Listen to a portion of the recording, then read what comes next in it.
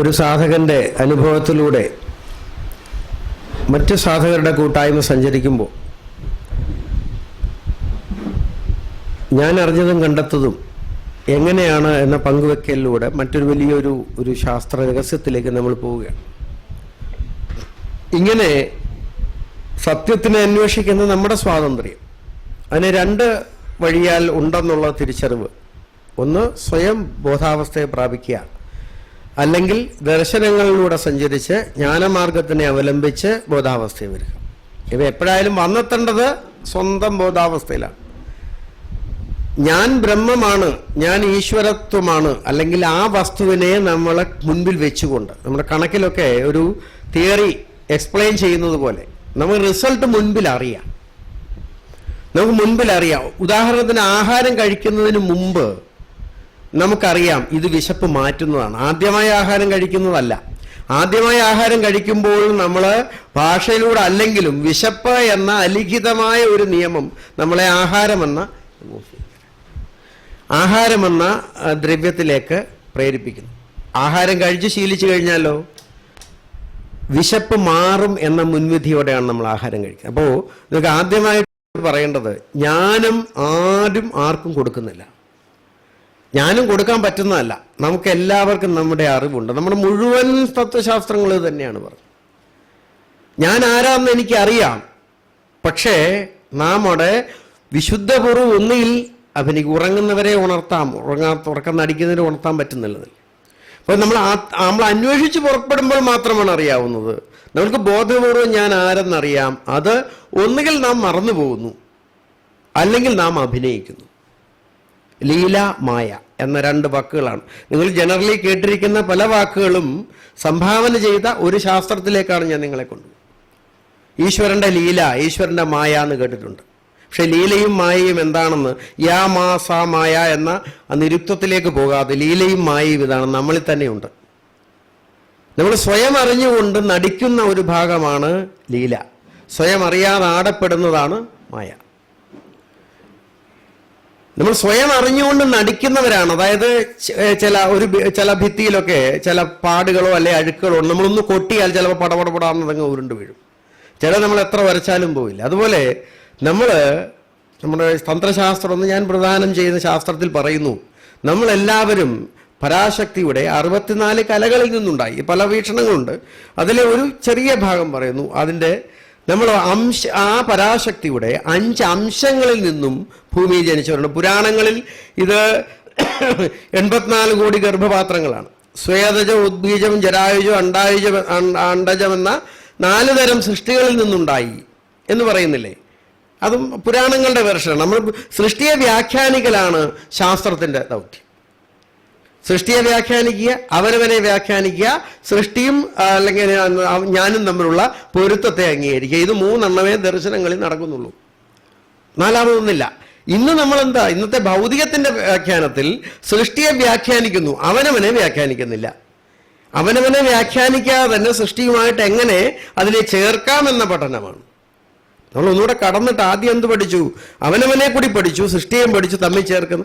അവിടുന്ന് നമ്മുടെ ഇങ്ങനെ എന്താണ് കതിനാ പൊട്ടുന്ന പോലെയായി ഈ ദർശനങ്ങൾ ഇങ്ങനെ മാറിപ്പോയത് ഓരോരുത്തരുടെ അഭിരുചിയാണ്. അപ്പോൾ ഇവിടെ 5 രൂപത്തിൽ പറയുന്നു. നമ്മൾ ഓരോരുത്തരും ജനിക്കാം. പരാശക്തിയുടെ മായാ അംശത്തിൽ നിന്ന് ജനിക്കാം. രണ്ടാമത് പരാശക്തിയുടെ ലീലാ അംശത്തിൽ നിന്ന് ജനിക്കാം. മൂന്നാമത് പരാശക്തിയുടെ കലാംശത്തിൽ നിന്ന് ജനിക്കാം. 4ാമത് പരാശക്തിയുടെ ശക്തി അംശത്തിൽ നിന്ന് ജനിക്കാം. 5ാമത് പരാശക്തിയുടെ പൂർണ്ണ അംശത്തിൽ നിന്നും ജനിക്കാം. ഇത് താന്ത്രികമായ സൃഷ്ടി വേർഷൻ. ജരായുജം, അണ്ടജം, ഉദ്ബീജം എന്ന രീതികൾ പുരാണത്തിൻ്റെ വേർഷന് പകരമായി ആഗമതാന്ത്രിക ദർശനങ്ങളിൽ നമുക്ക് ഈ സാധ്യത പറഞ്ഞിരിക്കുന്നു. അത് നമ്മൾ ആലോചിച്ച സത്യമാണെന്ന് കാണാം. മുമ്പേ മായയും ലീലയിലേക്ക് നമ്മൾ വരുന്നു. ഞാൻ പറഞ്ഞതുപോലെ ഒരു തട്ടിയാൽ പൊടിഞ്ഞു വീഴുന്ന അഴുക്ക്, ഒരച്ചാലും മാറാത്ത അഴുക്ക് എന്ന് പറഞ്ഞതുപോലെ, നിങ്ങൾ ആരെങ്കിലും ഒരു ഗുരുവിനെയോ ഒരു മഹാത്മാവിനെ കണ്ടു കഴിഞ്ഞ നിമിഷം മുതൽ നിങ്ങൾ മാറുന്നുണ്ടെങ്കിൽ നിങ്ങൾ ലീലയിലായിരുന്നു, നിങ്ങൾ നടിക്കുകയായിരുന്നു. അതുകൊണ്ടാണ് മാറാൻ പറ്റിയത്. നിങ്ങൾ സ്വയം ബന്ധിതരാണെങ്കിൽ എത്ര ഗുരു വിചാരിച്ചാൽ നിങ്ങളെ മാറ്റാൻ പറ്റില്ല. ഒരു ഗുരുവിൻ്റെ ഒരു അത്ഭുതത്തിനും കഴിയില്ല. കാരണം ഭഗവാൻ ശ്രീകൃഷ്ണനോളോ അത്ഭുതം കാണിച്ച ഒരു മഹാഗുരു ഇല്ല. പക്ഷേ ഭാഗവതം പരിശോധിച്ച ഭഗവാൻ ശ്രീകൃഷ്ണൻ കാണിക്കുന്ന ഓരോ അത്ഭുതത്തിനും അദ്ദേഹത്തിനെതിരെ ശത്രുക്കളായിരുന്നില്ലേ? അതുപോലെ തന്നെ ജീസസിന്റെ കഥ നമ്മൾ കേട്ടിട്ടുണ്ട്. അദ്ദേഹം അത്ഭുതം കാണിച്ചിട്ടുണ്ട്. അത്ഭുതം കാണിക്കുന്നവരുടെ അത്ഭുതം കാണിച്ച ഒരു ഗുരു നമുക്കുണ്ടായിരുന്നു, സായിബാബാ സ്വാമി ഉണ്ടായിരുന്നു. അദ്ദേഹം അത്ഭുതം കാണിച്ചിട്ടുണ്ട്. അപ്പം എന്താണോ ഏതുദ്ദേശത്തിലാണോ അത്ഭുതങ്ങളാദി പ്രവർത്തികൾ ചെയ്തിട്ട് പോലും ശ്രീകൃഷ്ണന്റെ വാ തുറന്ന് യശോദാദേവി ബ്രഹ്മാണ്ടങ്ങളെ മുഴുവൻ കണ്ടിട്ടും അടുത്ത നിമിഷം അതുപോലെ തന്നെ ഗോവർദ്ധനെ ഉയർത്തിപ്പിടിച്ചൊരു സത്യമായ കാഴ്ചയാണെങ്കിൽ പോലും എല്ലാവരും എന്തുകൊണ്ട് ഇതൊരു മഹാത്ഭുതമാണെന്ന് തിരിച്ചറിഞ്ഞ് ഉടൻ കാലം വീണില്ല. അപ്പം നമ്മുടെ ഇവിടെ ഒരു വസ്തുവുണ്ട്. നമ്മൾ അറിയാതെ അഭിനയിച്ചു പോയത് ഒരു ഗുരു ഒന്ന് തട്ടുമ്പോൾ ഉടഞ്ഞു വീഴും നമ്മുടെ കവചം. നമ്മുടെ സ്വത്വം നമ്മൾ അറിഞ്ഞുകൊണ്ട് തന്നെ നമുക്ക് എന്തോ തിരിച്ചറിവ് കുറവുണ്ടെന്ന് നമ്മൾ വിശ്വസിച്ച് നടക്കുമ്പോഴാണ് ഇത് പുറത്തുനിന്നൊരു ഗുരു കൊട്ടുമ്പോഴും വീഴും, അകത്തുനിന്ന് നമ്മുടെ ബോധഗുരു കൊട്ടുമ്പോഴും ഉടഞ്ഞു വീഴും. അങ്ങനെയാണ് പെട്ടെന്ന് നമുക്ക് ആത്മാനുഭൂതിയിലേക്ക് വരുന്നത്. മറ്റേത് അതാണ് പറയുന്നത്. ആദ്യത്തേത് മായാകല. നമ്മൾ നടന്നു പോകുമ്പോൾ വരി ഇത് താന്ത്രികത പറഞ്ഞ് മനസ്സിലാക്കി ഇച്ചിരി പ്രയാസമുള്ള. അതുകൊണ്ട് ആദ്യമേ പറഞ്ഞ ഇൻട്രൊഡക്ഷനിൽ എനിക്കൊരു കാര്യം ഇഷ്ടപ്പെട്ടു, വളരെ നമ്മൾ ശ്രദ്ധിച്ചിരിക്കുക എന്ന് പറഞ്ഞുകൊണ്ട് നമുക്ക് വളരെ മെല്ലെ നമുക്ക് പിച്ച വയ്ക്കാം. വലിയൊരു സാഹിത്യമാണ് പറഞ്ഞ് മനസ്സിലാക്കാൻ. അതിഗഹനമായ ശാസ്ത്രത്തിൻ്റെ ചിലയേടുകളിലേക്ക് നിങ്ങൾക്ക് വേണ്ട അംശങ്ങളിലേക്ക് ഞാൻ വരുന്നു. അപ്പോൾ മായാംശത്തിൽ നിന്നും ജനിക്കുന്നതായി പറഞ്ഞത് എന്താണെന്നറിയോ? നമുക്ക് പൊതു ജീവിതത്തിൻ്റെ ഒരു ചിഹ്നം നോക്കാം. നമ്മുടെ ഭാരതം ഒഴിച്ച്, ഭാരതത്തിലും ഉണ്ട്, മറ്റു രാഷ്ട്രങ്ങൾ നോക്കൂ, അല്ലെങ്കിൽ നമ്മുടെ ഭാരതത്തിൻ്റെ കാശ്മീർ മുതലായ ബോർഡറിൽ നോക്കൂ. നമ്മൾ കേരളീയർ പോലും അസമാധാനം എന്താണെന്ന് അറിഞ്ഞിട്ടില്ല. ഞാൻ ഈ അയോധ്യ പ്രശ്നം നടക്കുന്ന 1990 കാലങ്ങളെ 91 അവിടുത്തെ മന്ത്രം ഇടിച്ചു പൊളിച്ച് ആ സമയത്ത് ഞാൻ വേറെടുത്താണ്, കാശിയിലാണ്. അവിടെ അതിന് ശേഷമാണ് എൻ്റെ വേറൊരു സെഷൻ ആരംഭിക്കുന്നത്. അതിനു മുമ്പ് ഞാൻ ഈ അയോധ്യ ഭൂമിയിൽ കടന്നു പോയിട്ടുണ്ട്. അന്ന് ശരിക്കും ഞാൻ എൻ്റെ വ്യക്തിപരമായിട്ട് പറഞ്ഞാൽ എൻ്റെ ആത്മകഥാ രൂപത്തിലുള്ള പുസ്തകം എഴുതുന്നുണ്ട്. അത് പൂർത്തീകരിച്ചിട്ടില്ല, പലതും ഞാൻ വിട്ടുപോയി. 10-25 കൊല്ലത്തിന് മുമ്പാണ് ഞാൻ ഈ യാത്രയൊക്കെ നടത്തി. ഇപ്പം റീകളക്ട് ചെയ്യുന്നില്ല. 12 കൊല്ലം ഞാൻ എൻ്റെ ദേവിയുടെ ഉപാസനയിലായിരുന്നു. കുറേയൊക്കെ മറന്നുപോയി, ശരിക്കും ശാസ്ത്രങ്ങൾ പോലും മറന്നു. ഇപ്പം അനുഭൂതി മാത്രമേ ഉള്ളൂ. എന്നാലും ഓർമ്മിച്ച് പറയുന്നു. ഒരാത്മകഥ എഴുതാണെങ്കിൽ ശരിക്കും ഒരു സമൂഹത്തിൽ വലിയൊരു നോവലിനേക്കാൾ നിങ്ങളെ ആകർഷിക്കുന്ന സാധനമായിരിക്കും. കാരണം അതുപോലെയുള്ള ഭീകരവും ഭീബത്സവും ഹൃദയത്തിനെ നുറുക്കുന്നു. അന്ന് എനിക്ക് ഇത്രയും എന്താ പറയുന്നത് ആ ഒരു സംയമബോധമില്ല. ഞാനൊരു ആത്മബോധത്തോടൊപ്പം ആത്മവികാരവുമുള്ള ഹിന്ദു വികാരമൊക്കെ ഉള്ള ആളാണ്. ശരിക്കും ഹിന്ദുമതം വെറുത്തുപോയ സന്ദർഭങ്ങൾ പോലും ആ കാഴ്ചയിലുണ്ടായിരുന്നു. ആ സരയൂ നദിയിലൂടെ പ്രവഹിക്കുന്ന എത്രയോ ശവങ്ങളാണ്. അതുപോലെ തന്നെ മുസ്ലിങ്ങൾ വേഷം മാറി വന്ന ജയറാംജിക്ക് പറയും. നമ്മൾ തിരിച്ച് ജയറാംജിക്ക് പറഞ്ഞപ്പോഴേ അവർ ഞാൻ ഹിന്ദു ആണോ എന്നറിയാൻ മുസ്ലിമിൻ്റെ ഒരു പ്രവർത്തനമാണ്. അതുപോലെ തന്നെ ഹിന്ദുക്കളും അസ്സലാമു അലൈക്കും പറയും, തിരിച്ച് അസ്സലാമു അലൈക്കും പറഞ്ഞാൽ അവനെ കൊല്ലും. ഇങ്ങനെ ഒരു ദൃശ്യം നിങ്ങൾക്ക് ഒരുപക്ഷെ അത്തരം പ്രതിപാദിച്ച ചില നോവലുകൾ ഇറങ്ങിയിട്ടുണ്ടെന്ന് ഞാൻ കേട്ടിട്ടുണ്ട്. നമ്മുടെ കേരളം ദൈവത്തിൻ്റെ നാടാണെന്ന് പറയുന്നത് എനിക്ക് തോന്നുന്നു ഒരു 50 വർഷക്കാലത്തേക്ക് പോലും ഇവിടെ ഇതുപോലുള്ള പ്രശ്നം ഉണ്ടാവില്ലെന്ന് തോന്നുന്നുണ്ട്. ഇവിടെ എന്തോ ഒരു വലിയ ദൈവീകതയുണ്ട്. നമ്മളത് നശിപ്പിക്കുകയാണ്. നമ്മുടെ ഒരു ജീവിതം കൊണ്ട് കേരളം പോലെയുള്ള ഒരു ദൈവരാജ്യത്ത് ജനിച്ച നമ്മുടെ ആത്മീയത, ആദിശങ്കരൻ പിറന്ന ഭൂമി, അതിൻ്റെ പുണ്യം നമ്മൾ എടുക്കുന്നില്ല. പരശുരാമൻ ഇവിടെ മുഴുവൻ ദേവീ സമ്പ്രദായം, ശാക്തേയ സമ്പ്രദായം, ശക്തി ഉപാസന ഏൽപ്പിച്ച ഭൂമി, നമ്മളതിനെ ഉപയോഗിക്കുന്നില്ല എന്നുള്ളതാണ്. അതാണ് ഈ ഭൂമിയിലെ ഒരു പുല്ല് പോലും ഔഷധ ഗുണമേറിയതാണ്. ആയുർവേദത്തിൽ പറയുന്ന മഹാ ഔഷധങ്ങൾ പോലും നമ്മുടെ പറമ്പിലെ കൊച്ചു കൊച്ചു പുൽക്കൊടികളാണ്. അവിടെ നമ്മളതെല്ലാം പറിച്ചു കളഞ്ഞിട്ട് ഒന്നാം തരമായിട്ട് ടൈലിട്ട് മിനുക്കുന്നു, ഇല്ലേ? കാലത്തിൻ്റെ ഗതികേടായിരിക്കാം. പക്ഷെ നമ്മൾ തിരിച്ചറിയണം. കേരളം, കാശ്മീരം, കാരൂപം, അങ്ങനെ 3 തന്ത്ര സമ്പ്രദായങ്ങളുണ്ട് തന്ത്രത്തിൽ. കേരളാചാരം, കാരൂപാചാരം, കാശ്മീരാചാരം. കാരൂപം എന്ന് പറയുന്നത് കാമാഖ്യ, അത് north east area, Assam. Kashmir എന്ന് പറയുന്നത് കാശ്മീർ ദേശം. കേരളം എന്ന് പറയുന്നത് ദക്ഷിണാചാരം എന്ന് കേരളാചാരത്തിനെ വെച്ചിട്ടാണ് പറയുന്നത് നൃത്തം. അപ്പം അതിനെ വാമം, ദിവ്യം, ഗൗളം അങ്ങനെ ഇരിക്കട്ടെ, നമുക്ക് ആ ഒരു സാഗരത്തിലേക്ക് പോകാം. അപ്പം നമ്മൾ പറഞ്ഞു വരുന്നത് എന്താണ്? മായാകല, ലീലാകല, മയാംശ, ലീലാംശം, കലാംശത്തിൽ. അങ്ങനെ പരാശക്തി കലയിൽ നിന്നും തന്ത്രശാസ്ത്രം പറയുന്നു ഒരു വിഭാഗം ജനത, അല്ലെങ്കിൽ 99% ജനത ഭഗവതിയുടെ മായയിൽ നിന്നും ആവിർഭവിക്കുന്നവരാണ്. അത് ഞാൻ പറഞ്ഞു വന്നത്. ഇപ്പോൾ സോമാലിയ എന്ന് പറഞ്ഞ രാഷ്ട്രമോ അല്ലെന്നുണ്ടെങ്കിൽ ഇപ്പോൾ നടക്കുന്ന ഇസ്രയേലിൻ്റെ അത്രയും പ്രശ്നങ്ങളോ ഒരു നിമിഷം കൊണ്ട് നമ്മുടെ ജീവിതം ഇല്ലാതാവുക. നമ്മൾ നോക്കൊണ്ടിരിക്കുക നമ്മുടെ ശരീരം ഇല്ലാതാവുകയാണ്. പെട്ടെന്നൊരു ആക്രമണം നടക്കുകയാണ്, ഉടനെ സ്ഫോടനം നടന്ന് നമ്മുടെ വസ്തുവകൾ ഇല്ലാതാകുകയാണ്. അവിടെ ഇപ്പോൾ അഭയാർത്ഥികളുടെ പ്രശ്നം നമ്മൾ ഇടയ്ക്ക് കണ്ടു. അയലൻ കുർദി എന്ന് പറയുന്ന ഒരു കൊച്ചു കുട്ടി വെച്ചിട്ട് എല്ലാ ലോകവും തേങ്ങിയത് നമ്മൾ കണ്ടു. പലരും എഴുതുന്നുണ്ട്. ഇതിൻ്റെ ഇടയ്ക്ക് എവിടെയോ ഞാൻ വായിച്ചു, ആരോ ഒരു സാഹിത്യകാരൻ എഴുതിയിരുന്നു, നമ്മളിതൊന്നും അനുഭവിക്കുന്നില്ല, അത്ര ഭാഗ്യശാലികളാണ്. നമ്മളൊന്ന് ആലോചിച്ച് നോക്കൂ. കാശ്മീർ ബോർഡറുകളിൽ എത്രയോ വർഷങ്ങൾ കൊണ്ട് പണ്ഡിറ്റുകൾ അവർ നരക ജീവിതം അനുഭവിക്കുന്നു. യന്ത്രം കണ്ടുപിടിച്ചവൻ അത് ഏത് മതവും ജാതിയും ആയിക്കോട്ടെ ഒരു നിമിഷം കൊണ്ട് നമ്മുടെ ജീവിതം ഇല്ലാതാക്കുകയാണ്. നിങ്ങൾ ചോദിച്ചു നോക്കൂ, നിങ്ങൾ ഈ സമാധാനത്തിനകത്തിരുന്നാണ് നമ്മൾ ആനന്ദിക്കുന്നത് അല്ലേ? സമാധാനം ആദ്യം നമ്മൾ ഉണ്ടാക്കിയിട്ടാ ആനന്ദ സിദ്ധാന്തത്തിന് വിലയുള്ളത്. എല്ലാ ആത്മീയ ഗുരുക്കന്മാരും സമാധാനവും ആനന്ദവും പറയുന്നില്ലേ? പക്ഷെ അസമാധാനത്തിന്റെ ഇടയിൽ നമ്മുടെ ഈ ഏതെങ്കിലും തത്വശാസ്ത്രം നമ്മളെ ബാധിക്കുമോ, നമ്മളെ സ്വാധീനിക്കുമോ?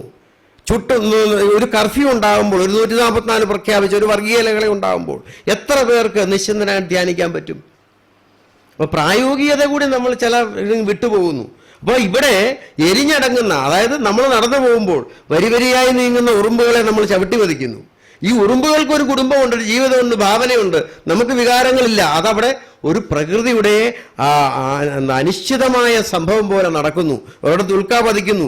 അതുപോലെ സുനാമി വന്നപ്പോൾ ജപ്പാനിലൊക്കെ കളിപ്പാട്ടം പോലെ ഒഴുകിപ്പോയ കാറുകൾക്കകത്തൊക്കെ വലിയ വലിയ കമ്പനികളുടെ ഡയറക്ടർമാരാണ് ഇരിക്കുന്നത്.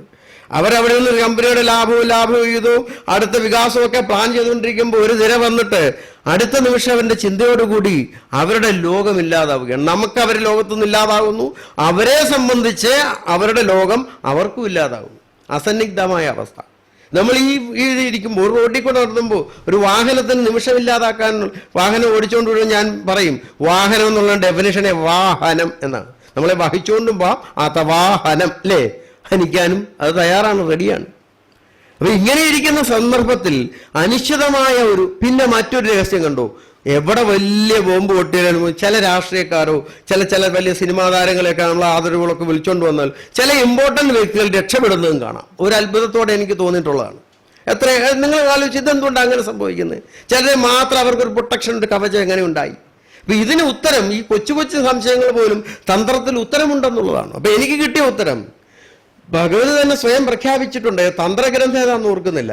ഈ മായാംശത്തിൽ നിന്നും, എൻ്റെ മായാംശത്തിൽ നിന്നും, ലീലാംശത്തിൽ നിന്നും, കലാംശത്തിൽ നിന്നും, ശക്തിയംശത്തിൽ നിന്നും, പൂർണ്ണാംശത്തിൽ നിന്നും ഉണ്ടാകുന്നവർ അതിനനുസരിച്ചുള്ള ഡിഗ്നിറ്റിയോടുകൂടി ഭൂമിയിലിരിക്കുന്നു. ഇപ്പൊ ഞാൻ ആലോചിച്ചിട്ടുണ്ട്. ഇപ്പൊ ശ്രീ രവിശങ്കർ ആയിക്കോട്ടെ, അമൃതാനന്ദമയി അമ്മയായിക്കോട്ടെ, ഇവരൊക്കെ അന്താരാഷ്ട്രമായി വിമാനത്തിലൊക്കെ നടന്നായി നടക്കുന്നു. ഇവർക്കാർക്കും ഒരു വിമാനാപകടം ഉണ്ടാവുന്നില്ലല്ലോ. ഉണ്ടാവണം എന്നുള്ളതല്ല, അങ്ങനെ വിമർശിക്കല്ലേ, ഞാൻ ഉദാഹരണം കാണിച്ചതാണ്. അതേസമയം എത്രയോ പേര് ഒരു ടൈറ്റാനിക് എന്ന് പറഞ്ഞ ആദ്യത്തെ ഒരു കപ്പലിറക്കി അതോടെ മുങ്ങിപ്പോയി. അപ്പൊ ഇങ്ങനെ നോക്കുമ്പോൾ എവിടെ ആരോ, അതുപോലെ ലോകത്ത് എന്തെങ്കിലും ഒരു പ്രതിസന്ധി ഉണ്ടായിട്ട് വലിയ ഹൈ ക്ലാസ് നമ്മൾ വിളിക്കുന്ന പലരും രക്ഷപ്പെടുന്നു. അപ്പൊ ഇവിടെ നമ്മൾ സോഷ്യലിസം നമ്മൾ ബലമായിട്ടുണ്ടാക്കാൻ ശ്രമിച്ചാൽ നടക്കുന്നില്ല. എത്രയോ പേര് ആഹാരം വെറുതെ കളയ്ക്കുന്നു, എത്രയോ പേരെ പട്ടിണി കിടക്കുന്നു. നമ്മളിതിനെ അടയ്ക്കാൻ പറ്റില്ല എന്നുള്ളതാണ്. ലോകസേവ തെറ്റാന്നല്ല പറഞ്ഞത്. ഒരു ജനറൽ തിയറിയിൽ ഇതൊരു കോസ്മിക് പ്ലാനാണ്. ഒരു വിശ്വത്തിന്റെ വിശ്വബുദ്ധിയുടെ ഒരു അതാണ്. അവിടെ ക്ലാസിഫിക്കേഷൻ ഉണ്ട്. ബ്രാഹ്മണ ക്ഷത്രിയ വൈശ്യശൂദ്രാദികളായി വർണ്ണം കൊണ്ട് ജന്മം എടുത്തു എന്ന് പറയുന്ന വേദം പോലെ തന്നെ അതിന്റെ മറ്റൊരു വേർഷനില്ല. അത് തന്ത്രത്തിൽ വർണ്ണ സംജ്ഞയില്ല, അതുകൊണ്ട് തന്നെ വേദത്തിന് മുമ്പാണെന്ന് ഒരു തെളിവായിട്ടത് പറയാറുണ്ട്. എന്ന് പറഞ്ഞ പോലെ തന്നെ ചില ജന്മങ്ങളെ തന്നെ ഭഗവതിയുടെ ആ ദർശനത്തിൽ പറയുന്നു, എൻ്റെ കൂടുതലും പേർ മായാംശത്തിൽ ജനിക്കുന്നവരാണ്. നമ്മൾ നടന്നു പോകുമ്പോൾ ചവിട്ടിക്കൊല്ലുന്ന ഉറുമ്പുകളെ പോലെയുള്ളൂ. ആ ഉറുമ്പിന്റെ സ്വകാര്യതയ്ക്ക് ഇവിടെ സ്ഥാനമില്ല. അവൻ കണക്കൂട്ടിയ പ്ലാനുകൾക്ക് ഇതില്ല. അതുപോലെ തന്നെ നമ്മുടെ ചുറ്റും ചില മനുഷ്യരുണ്ട്. സകല ദുരിതങ്ങൾ, ഇപ്പൊ തന്നെ ആദിവാസികളുടെ നിൽപ്പ് സമരം നമ്മൾ വായിക്കാറുണ്ടല്ലേ. അവർ കഷ്ടത്തിലാണ്. പക്ഷെ കഷ്ടത്തിന്റെ മണ്ടയ്ക്കാണ് കഷ്ടം കിട്ടുന്നത്. ചില ഫേസ്ബുക്കിൽ തന്നെ സഹായനിധി എന്ന് പറയുന്ന ഒരു കുടുംബത്തിൽ മുഴുവനും ദാരിദ്ര്യമാണ്, കഷ്ടപ്പാടാണ്. പക്ഷെ അവരുടെ മൂളിൽ പിന്നെയും രോഗം വരിക. നമ്മളവരെ സഹായിക്കുന്നു. സ്വാമി വിവേകാനന്ദൻ പറഞ്ഞു, ഒരുവൻ കഷ്ടപ്പെടുന്നവന്റെ കർമ്മഫലമാണെങ്കിൽ നമ്മൾ അവനെ സഹായിക്കുന്നത് നമ്മുടെ കർമ്മമായി തീരണമെന്ന് പറഞ്ഞു. അത് ശരി, 100% ശരി, അതിനെ നിരുത്സാഹപ്പെടുത്തില്ല. പക്ഷെ എന്നാലും നമ്മൾ ഒരു ഇടയ്ക്കൊന്ന് വായിച്ചു നോക്കൂ, എന്തുകൊണ്ടാണ് ഇങ്ങനെ സംഭവിക്കുന്നത്. അപ്പൊ അതിന് ഉത്തരം തന്ത്രത്തിലുണ്ട്. മായാ അംശത്തിൽ നിന്നാണ് ഈ ജനത ജനിച്ചിരിക്കുന്നത്, അത് ഡെഫിനറ്റ് ആണ്. ആ കർമ്മചക്രത്തിൽ അവൾ സങ്കല്പിച്ചിരിക്കുന്നു അവൻ അങ്ങനെ തന്നെ പറ്റൂ. ഇത് നമ്മുടെ ദൈവവാദത്തിനെതിരാണ്. നമ്മൾ ദൈവവാദത്തിനെതിരെ ദൈവത്തിനോട് ആര് പറഞ്ഞു സൃഷ്ടിക്കാൻ, ദൈവം ഇങ്ങനെ എന്തുകൊണ്ട് കുറെ പേരെ ദുഃഖിതരാക്കി, ഈ വാദത്തിന് നമ്മൾ വാദിക്കുന്നവരാണ്, അങ്ങനെ പാടില്ല. പക്ഷേ ഈ ഇതിൽ പറയുന്നു, എൻ്റെ മായാ അംശത്തിൽ നിന്ന് ജനിക്കുന്നവർ വിധിയെ, എൻ്റെ നിയമങ്ങളെ ബലപൂർവം അനുഭവിക്കേണ്ടായി വിധിക്കപ്പെടുന്നു. പക്ഷേ എൻ്റെ അടുത്തത് എൻ്റെ ലീലാംശത്തിൽ നിന്ന് ജനിക്കുന്നവർക്ക്, എൻ്റെ ലീലാംശത്തിൽ നിന്ന് ജനിക്കുന്നവർക്ക് എൻ്റെ ഭാവങ്ങളെ പ്രാപിക്കാനുള്ള ഉത്ബോധവും ഞാൻ കൊടുക്കുന്നു. അപ്പോൾ അതിൽ നിന്ന് വ്യത്യാസം. അപ്പം ഇവിടെ നമ്മുടെ കർമ്മത്തിനെ നോക്കിയാണ് ഈ വ്യത്യാസം. ഈ കർമ്മം എങ്ങനെ ആരംഭിച്ചു, നമ്മുടെ ആദ്യ കർമ്മം എങ്ങനെ ആരംഭിച്ചു, അത് അടുത്ത ചോദ്യം. അതവിടെ ഇരിക്കട്ടെ. ഭഗവതി നിർണയിച്ച് പറയുന്നു, രണ്ടാമത്തെ ഒരു വിഭാഗം എൻ്റെ ലീലാംശത്തിൽ നിന്ന് പറക്കുന്നു. അതാണ് നമ്മളല്ല, അതാണെന്ന് പറയാം. നമുക്ക് ഇപ്പൊ എൻ്റെ കാര്യം തന്നെ എനിക്ക് നോക്കിയാൽ, എനിക്ക് ധ്യാനിക്കാനും ജപിക്കാനും സ്വതന്ത്രം. ഞാൻ 25 കൊല്ലം കടന്നുപോയി, കംപ്ലീറ്റ് എല്ലാം എടുത്തു കളഞ്ഞു. ഇതുവരെ ഒരു ദിവസം പോലും ഞാൻ ആഹാരം കഴിക്കാതിരുന്നിട്ടില്ല, ഒരു ദിവസം പോലും എനിക്ക് കടപ്പാടമില്ല, ഉറങ്ങാതിരുന്നിട്ടുമില്ല. എനിക്ക് സ്വന്തമായി ഒന്നുമില്ല താനും. നിങ്ങളുടെ കാര്യം ആലോചിച്ച് നോക്കും. നിങ്ങൾ സ്വന്തമായിട്ടുണ്ടെന്ന് നിങ്ങൾ അഭിമാനിക്കുന്നു, സ്വന്തമായിട്ടുള്ള അവിടെ ഇരിക്കട്ടെ, എങ്കിൽ പോലും സ്വന്തമായി എന്തെങ്കിലും ഇല്ലേ? അതുപോലെ ചില ദുരന്തങ്ങൾ അപകടമരണം കാണുമ്പോൾ ആരാ ചിന്തിക്കാത്ത എനിക്കിതുപോലെ വരും. പക്ഷെ എല്ലാവരും തന്നെ എന്തോ ഒരു തഴുകലിൻ്റെ, എന്തോ ഒരു ആശീർവാദത്തിൻ്റെ ലയത്തിൽ നമ്മളെല്ലാം കടന്നു പോകുന്നില്ലേ? അപ്പോൾ നമ്മളെല്ലാം ആ ഗ്രേഡിൽ അനുഗ്രഹിക്കപ്പെട്ടവരാണ്. എന്താണ്? നമ്മളെല്ലാം ഭഗവതിയുടെ, അല്ലെങ്കിൽ പരാശക്തി എന്ന് നിങ്ങൾ ആരെ വിശ്വസിച്ചോളൂ. ഞാൻ തന്ത്രമാകുന്നുകൊണ്ട് പറയുന്നു, പരാശക്തി എന്നുള്ള കേന്ദ്ര വസ്തുവാണ് തന്ത്രത്തിൻ്റെ. നമ്മളെല്ലാം ഭഗവതിയുടെ ലീലാംശത്തിൽ എന്ന് പറഞ്ഞിരിക്കുന്നു. കുറച്ചുകൂടി നമ്മളെ നയിക്കാൻ വരുന്ന ഗുരുക്കന്മാരെ കണ്ടോളൂ. അല്ലെങ്കിൽ ചിലർക്ക് ചില എഴുതപ്പെട്ടിട്ടുണ്ട് ചില പ്രത്യേക കഴിവുകളോടെ വരും. നമ്മുടെ മലയാളത്തിൽ തന്നെ യേശുദാസ് എന്ന ഗായകൻ, യേശുദാസ് എന്നുള്ള ഗായകന് അനുഗ്രഹീത ഗായകൻ, ഗന്ധർവ ഗായകൻ എന്നൊക്കെ വിളിക്കുന്നു. ഒരുപക്ഷെ സിനിമ എന്ന മാധ്യമം ഉണ്ടായിരുന്നില്ലെങ്കിൽ യേശുദാസ് എന്ന് പറഞ്ഞ ഗായകൻ ഈ ശാസ്ത്രീയ സംഗീത ലോകത്ത് ഒരാളെന്നേ ഉള്ളൂ. പക്ഷേ യേശുദാസിന്റെ സ്വരത്തിന്റെയും ആ ശൈലിയുടെയും വെച്ചിട്ട് സിനിമ എന്ന മാധ്യമമാണ് അദ്ദേഹത്തിന് ചേരുന്നത്. അപ്പൊ സിനിമ എന്നുള്ള കാലഘട്ടത്തിന്റെ ആരംഭവും യേശുദാസിന്റെ ജന്മവും, ഞാനൊരു ഉദാഹരണം പറഞ്ഞു, ഭൗതിക ഉദാഹരണം കൂടെ ചേർത്താലേ ആത്മീയത നിലനിൽക്കുന്നുള്ളൂ. ഇപ്പം ഈ സ്ഥാനത്ത് ശങ്കരാചാര്യ ഉദാഹരണം പറയാം, പക്ഷെ നമ്മുടെ കാലങ്ങൾക്ക് അപ്പുറത്തായതുകൊണ്ട് സംവേദനം വരില്ല. അപ്പൊ ഇങ്ങനെ വരുമ്പോൾ എന്തുകൊണ്ടും തന്ത്രശാസ്ത്രത്തിന്റെ കറക്റ്റ് ആവുന്നു. ചിലർ എൻ്റെ കലാംശത്തിൽ നിന്ന്, കല എന്ന് പറഞ്ഞാൽ ആർട്ടല്ല ഉദ്ദേശിച്ചത്, എൻ്റെ കലാരൂപമായ അംശത്തിൽ നിന്നും ചിലർ പിറക്കുന്നു. അവർ മറ്റുള്ളതിനേക്കാൾ കുറച്ചുകൂടെ പ്രൊട്ടക്റ്റഡ് ആണ്. ഇനി എൻ്റെ ശക്തി അംശത്തിൽ നിന്നും ചിലർ ജനിക്കുന്നു. ശരി, അസാധ്യമായ സിദ്ധിവിശേഷങ്ങളും സർഗവിശേഷങ്ങളും ഉള്ളവരുണ്ട്. ചിലർക്ക് വാക്കായിരിക്കും പ്രധാനം, ചിലർക്ക് ചലനങ്ങളായിരിക്കും. ലോകരെ മുഴുവനും ആകർഷിച്ചിട്ട് അവസാനം സ്വർണ്ണ പേടകത്തിൽ അടക്കം ചെയ്യപ്പെട്ട ഒരാളുണ്ട്, മൈക്കിൾ ജാക്സൺ, അല്ലേ? ആ മൈക്കിൾ ജാക്സന്റെ തുള്ളിക്കളി എങ്ങനെയാണ് ഇത്രയും പേരെ ആകർഷിച്ചത്? അത് നമ്മൾ ഒരാളോട് ആകർഷിക്കപ്പെടുമ്പോൾ നമ്മൾ സ്വയം വിലയിരുത്തേണ്ടതാണ്. തന്നെയല്ല, നമ്മളൊരു നിസ്സാരം എന്ന് വരുത്താൻ നോക്കും. ഇപ്പോൾ ഒരു മോഡേണിസത്തോടും ഒരു എതിർപ്പില്ലാത്ത സ്വാമിയാണ് ഞാൻ. കാരണം ഒരു ആധുനികമായൊരു നൃത്തം എനിക്കത് കളിക്കാൻ പറ്റില്ല. അതൊരു നൃത്തം, അതുപോലെ തന്നെ അതിന് കൊള്ളരുതാത്താന്ന് പറയാൻ പറ്റില്ല. അംഗചലനങ്ങൾ ഭരതനാട്യം പോലെ വന്നില്ലെങ്കിൽ കേടാന്ന് ഞാൻ പറയില്ല. ഇനി അതുപോലെ തന്നെ ആധുനിക സിനിമകൾ നോക്കൂ. ഇപ്പോൾ ഒരു സംവിധായകൻ പറഞ്ഞു പണ്ട്, ഒരു കൊമേഴ്സ്യൽ സിനിമ എടുക്കാൻ ഒരു ആർട്ട് സംവിധാനം പറ്റില്ല. ഒരു കൊമേഴ്സ്യൽ സിനിമയിൽ എന്തെല്ലാം ഘടകങ്ങളുണ്ട്. നമ്മൾ സ്ക്രീനെ നോക്കിയിരിക്കുമ്പോൾ നമുക്ക് അനുഭൂതി ഉണ്ടാക്കുന്ന എത്രയോ ചലനങ്ങൾ അവിടെ ഉണ്ടാകുന്നു. ഇതൊരു സർഗവിശേഷമാണ്. അതേസമയത്ത് നാടകത്തിലെ പോലെ വലിച്ചഴിച്ചഴിച്ചഴിച്ചു പോകുന്ന ഒരുതരം ശൈലിയുണ്ട്, അതും ഇഷ്ടപ്പെടുന്നവരുണ്ടാവും. രണ്ടും രണ്ട് ധ്രുവത്തിൽ നിൽക്കുന്നു. അപ്പോൾ ഒരു വാക്കുകൊണ്ട് ഒരു ബുദ്ധൻ മൗനിയായിട്ടിരുന്ന എത്രയോ ലക്ഷങ്ങളെ കീഴടക്കി. തത്വപരമായിട്ട് ചേരത്തില്ലെങ്കിൽ, ഇപ്പോൾ ഞാൻ എൻ്റെ സമ്പ്രദായം അനുസരിച്ച് ചിലരെ സ്വീകരിക്കും, ചിലരെ നിഷേധിക്കും. അതുകൊണ്ട് വ്യക്തികളോടില്ല. ഞാൻ പറഞ്ഞല്ലോ, ആരാധന എനിക്ക് എല്ലാവരോടും ഉണ്ട്. നമ്മുടെ ക്രമവികാസമാണ് ആരാധന. എങ്ങനെയാണെന്നറിയാമോ? ബഹുമാനം, ആരാധന, ആയിത്തീരൽ, എങ്ങനെ 3 ഘടകങ്ങളുണ്ട്. അത് നമ്മൾ പലരും ശ്രദ്ധിക്കുന്നില്ല. നമുക്ക് ആദ്യം ഉണ്ടാകുന്ന ബഹുമാനമാണ്. ബഹുമാനിക്കാം എല്ലാവരെയും, ബഹുമാനമെന്നാണ്. എന്ന് വെച്ചാൽ എല്ലാ രൂപത്തിലും നമ്മൾ മാനിക്കുകയാണ്. രണ്ടാമത്തേത് ആരാധനയാണ്. അവിടെയാണ് നമ്മൾ പൂജിക്കുന്നത്. മൂന്നാമത് നമ്മുടെ അഭിനിവേശമാണ്, ആയിത്തീരൽ. അവിടെയാണ് ഞാൻ ബ്രഹ്മമാണെന്ന് പറയുന്നത്. കേട്ടോ, ആദ്യം ഞാൻ ബ്രഹ്മത്തിനെ ബഹുമാനിക്കുന്നു. ബ്രഹ്മത്തിനെ ബഹുമാനിക്കുന്നു, ബ്രഹ്മം ഉണ്ടെന്ന് നമ്മൾ തിരിച്ചറിയുന്നു, അല്ലെ ശക്തി ഉണ്ട്, അല്ലെ ആത്മാവുണ്ടെന്ന് തിരിച്ചറിയുന്ന ആദ്യത്തെ പടവ് നമ്മൾ വ്യക്തികളോടുമുണ്ട്. ഇപ്പം എന്നോട് നിങ്ങൾ കാണിക്കുന്ന ഒരു ബഹുമാനമാണ്, ഞാൻ നിങ്ങളോടും അത് തന്നെ കാണിക്കുന്നു. ഇപ്പം ഞാൻ തത്തുല്യമായ എല്ലാവരോടും അങ്ങനെ ബഹുമാനിക്കുന്നു, പക്ഷെ ഞാൻ ആരാധിക്കുന്നില്ല ചിലരെ. നിങ്ങൾ ചിലരെ ആരാധിക്കുന്നു. എന്തിന്? ഒരു സിനിമാ നടനെ ഒരു ചെറുപ്പക്കാരൻ ആരാധിക്കുന്നില്ലേ? അത് കഴിഞ്ഞിട്ട് അയാളുടെ ഭാവചലനങ്ങളെല്ലാം അനുകരിക്കുമ്പോഴും നമ്മൾ ആയിത്തീരലാണ്. അപ്പം നമ്മുടെ വികാസം, മനസ്സിന്റെ വികാസം എങ്ങനെ പോകുന്നു? ബഹുമാനം, ആരാധന, ആയിത്തീരൽ. നമ്മൾ ബഹുമാനത്തിന് മുമ്പോ നിഷേധം. ആ നെഗറ്റീവ് എനർജി ശരിക്കും 0 ഡിഗ്രിയിലും താഴോട്ട് നമ്മൾ വരച്ചാൽ നെഗറ്റീവ് താഴെയല്ലേ? നെഗറ്റീവിന് എപ്പോഴും മുമ്പോട്ടേ വരാനൊക്കെ ഉള്ളൂ. അത് വന്ന് 0-യിലെത്തും. അതാണ് യുക്തിവാദമായാലും നിഷേധവാദമായാലും തീർച്ചയായിട്ടും നിർഗുണത്തിലെത്തും. അവിടെ നിന്നിരുന്നത് ശ്രേഷ്ഠമാണ്. അതാണ് ബോധപ്രാപ്തി എന്ന് പറയുന്ന ആ നിർഗുണാവസ്ഥയിൽ നിന്നിരുന്നെങ്കിൽ അത് സമാധാനം. പക്ഷെ നമ്മൾ പിന്നെയും മേപ്പോട്ട് പൊങ്ങാൻ ശ്രമിക്കും.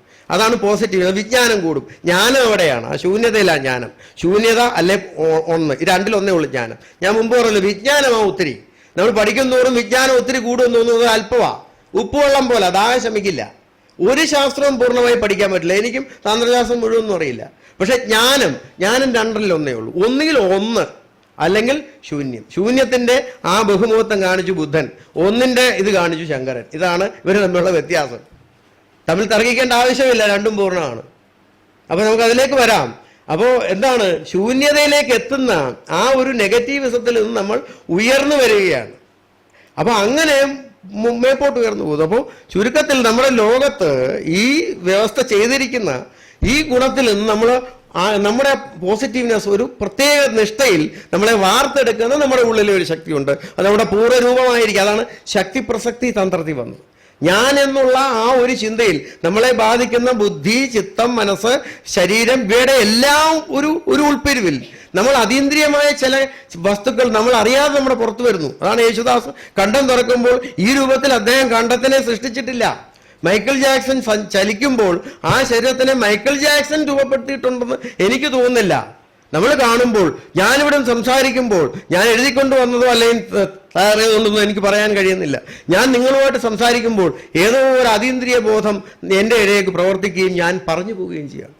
ഇതുപോലെ തന്നെ നിങ്ങൾ ഒരു സ്വാമി വരുമ്പോൾ നിങ്ങൾ എങ്ങനെ പെരുമാറും എന്നുള്ള നിങ്ങളുടെ ഒരു അവ്യക്തതയിൽ നിന്നും നമ്മുടെ സംഭാഷണത്തിൽ നമ്മളെല്ലാവരും കൂടെ വേറൊരു ലോകത്ത് പോവുകയാണ്. അപ്പോൾ ഒരു അതീന്ദ്രിയത്വം നമ്മളെ ഭരിക്കുന്നു, കൂട്ടിക്കൊണ്ടു പോകുന്നു. അപ്പൊ ഇവിടെയാണ് തന്ത്രത്തിൽ ഒരു അപൂർവവും നിഗൂഢവുമായ ഇത് പറഞ്ഞു. ചിലർ എൻ്റെ ശക്തിയംശത്തിൽ നിന്ന് ജനിക്കുന്നവരാണ്. അപ്പൊ അത് ഡെഫിനറ്റ് ആണ്. അതുകൊണ്ടാണ് ഭഗവാൻ ഇനി അതിനൊക്കെ അപ്പുറത്ത് ചിലരുണ്ട് എൻ്റെ പൂർണ്ണ അംശത്തിൽ നിന്നും ആവിർഭവിക്കുന്നു. അപ്പോൾ പരാശക്തി എന്ന് പറഞ്ഞാൽ പൂർണ്ണത്തിനകത്തു നിന്നും മറ്റൊരു പൂർണ്ണമുണ്ട്. അതാണ് പൂർണ്ണമത പൂർണ്ണമിതം എന്ന് പറയുന്നത്. അപ്പൊ ആ മറ്റൊരു പൂർണ്ണത കൂടി ഒരു പൂർണ്ണത്തിൽ നിന്നും ഉണ്ടാകാം. ആ പൂർണ്ണത പക്ഷേ അപൂർണതയുടെ ഡെഫിനേഷനാണ്. എന്താണ്? അപൂർണത മാത്രമേ നമുക്ക് സാക്ഷാത്കരിക്കാനൊക്കത്തുള്ളൂ, വിറ്റ്നസ് ആക്കാൻ പറ്റത്തുള്ളൂ. പൂർണ്ണതയെ നമുക്ക് വിറ്റ്നസ് ആക്കാൻ പറ്റത്തില്ല. അതുകൊണ്ട് സഹസിൽ ഞാൻ ചോദിക്കുകയാണ്, നിങ്ങൾ സാധകരല്ല സാധാരണക്കാരെന്നുള്ള രീതിയിലല്ല എടുക്കുക. നിങ്ങൾ ആരെങ്കിലും ഈശ്വരനെ സാക്ഷാത്കരിച്ചിട്ടുണ്ടോ? സാധകരാണ്, ആത്മീയമാണ്. അപ്പൊ നിങ്ങൾ ഉടൻ തന്നെ ചോദിക്കേണ്ട തിരിച്ചാ. അത് ചോദിക്കും, പറയേണ്ട ആവശ്യമില്ല. സ്വാമി സാക്ഷാത്കരിച്ചിട്ടുണ്ടോ എന്നല്ലേ ചോദിക്കൂ. ഞാൻ നഗ്നമായിട്ട് പറയും, ഞാൻ ഈശ്വരനെ സാക്ഷാത്കരിച്ചിട്ടേ ഇല്ല. എന്തിനാ കള്ളം പറയും? ഈശ്വരൻ എന്നുള്ള ഈ സാധനത്തിന്, എന്നാൽ ഈ സ്ഥാനത്ത് നമ്മളെല്ലാവരും കൺഫ്യൂസ് ആയി പോകുന്നത് ശരിക്കും രാമകൃഷ്ണദേവന്റെ വചനം നിമിത്തമാണ്. വിവേകാനന്ദന് പറഞ്ഞു, നിന്നെ കാണുന്നതിലുപരി ഞാൻ ഈശ്വരനെ അറിഞ്ഞു, അല്ലെങ്കിൽ ഈശ്വരനെ സാക്ഷാത്കരിച്ചു. നമ്മൾ ഈ സാക്ഷാത്കാര വാക്ക് നമ്മൾ ഒത്തിരി ഭ്രമിപ്പിക്കുന്നു. പല വാക്കുകൾ നമ്മളെ ഭ്രമിപ്പിക്കുന്നു, അത് വെച്ച് തർക്കിക്കുന്നു. ഈ സാക്ഷാത്കാരം കണ്ണുകളിലൂടെ സാക്ഷാത്കരിക്കുകയാണ്, അല്ലെങ്കിൽ പഞ്ചേന്ദ്രിയം കൂടെ സാക്ഷാത്കരിക്കുക. അങ്ങനെ ഒരു പുരുഷനാണെങ്കിൽ അവൻ അവിഛിന്നനാണെന്ന് ഉപനിഷത്ത് പറയുന്നു, ശങ്കരൻ പറയുന്നു, ബ്രഹ്മസൂത്രം പറയുന്നു. അങ്ങനെ കാണാൻ പറ്റുന്ന ഒരു പ്രകാശമാണെങ്കിൽ പോലും അത് ഈശ്വരനല്ല. ഈശ്വരന്റെ ഈശ്വരീയത അവിടെ നമ്മൾ സാക്ഷാത്കരിക്കുന്നില്ല. നമുക്ക് ഈശ്വരീയത സാക്ഷാത്കരിക്കും. അതുകൊണ്ടാണ് ഈ കാഴ്ച രൂപത്തിലുള്ള ഒരു ഈശ്വരനെ ഞാൻ സാക്ഷാത്കരിച്ചിട്ടില്ല, പക്ഷേ ഈശ്വരീയത ഞാൻ സാക്ഷാത്കരിച്ചിട്ടുണ്ട്. അല്ലെങ്കിൽ എനിക്കിങ്ങനെ ആവാൻ പറ്റില്ല. ഈശ്വരീയത എന്ന് പറയുമ്പോഴത്തേക്ക് അത് അപൂർണതവുമാണ്. നമുക്ക് സാക്ഷാത്കരിക്കാൻ പറ്റുന്നത് അപൂർണത്വത്തെ മാത്രമാണ്.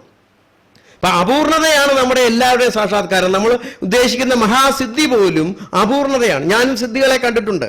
അപ്പൊ ആ ഭാഗത്തേക്ക് ഒരു അല്പം കടന്നു പോവാം, കുറച്ച് മനസ്സിനൊരു ലാഘവം വരാൻ വേണ്ടി.